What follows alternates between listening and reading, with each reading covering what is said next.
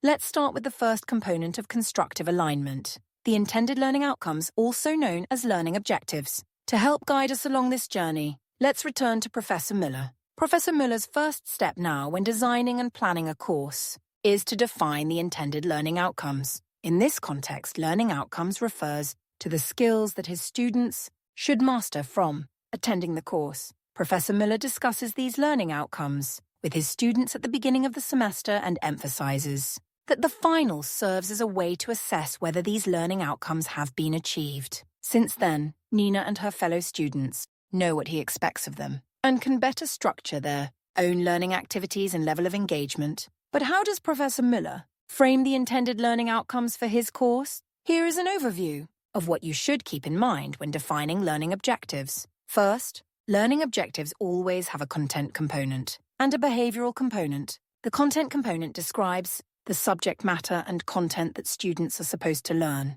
The behavioral component contains a clear action verb that indicates what the learner will be able to do after completing a course. For example, Professor Müller has defined the following intended outcome. Students reproduce the conventions for judging the magnitude of an effect. In this example, the conventions for judging the magnitude of an effect. For judging the magnitude of an effect is the content component, while the verb reproduce represents the behavioral component. Second, your intended learning outcomes should cover a range of different depths of processing and competencies. The behavioral component exposes students to different levels of processing as they engage with your content, to stimulate both superficial and deeper learning processes, and to incorporate different competence areas. Learning outcomes are often defined using a taxonomy of learning objectives. John Biggs, who first established the principles of constructive alignment, suggests the Solo taxonomy. In practice, however, Bloom's taxonomy is more widely used.